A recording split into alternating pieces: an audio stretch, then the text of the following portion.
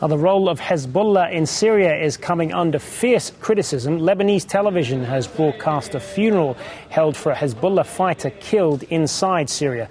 The Lebanese group insists it is protecting fellow citizens by supporting the Syrian army in border areas. But Arab Gulf states say they will consider taking measures against Hezbollah if it continues its involvement.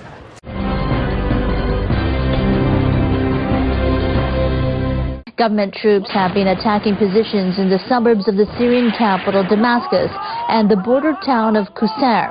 In response, opposition commanders have redeployed their forces from the northern city of Aleppo and elsewhere to areas near the border.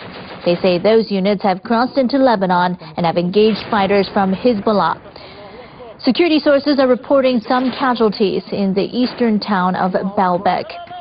U.S. and Russian diplomats are trying to organize an international peace conference on Syria. Opposition leaders say they'll participate if they and government leaders can reach a ceasefire.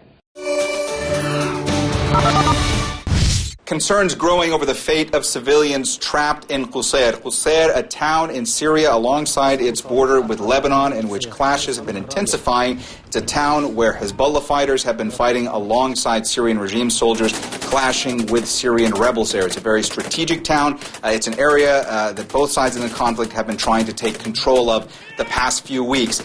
We're getting more and more reports of concern. The UN, the International Committee of the Red Cross, both urging Syrian officials to allow civilians there to flee the violence. Now, UN Secretary General Ban Ki-moon urged the Syrian regime to allow the Red Cross to come in. He also urged the Syrian regime to allow civilians there who were trapped to flee the fighting. He said that the rebels and the regime forces, anybody who had committed atrocities there, that they would be held responsible for war crimes. International Committee of the Red Cross also urged Syrian officials to let them come in, to let them have access to the area, to deliver food and medical aid to those trapped there. Now, Syrian Foreign Minister Walid Muallim issued a statement in which he said that the International Committee of the Red Cross would be allowed into Syria, but not until military operations there against armed terrorists in that area had ended.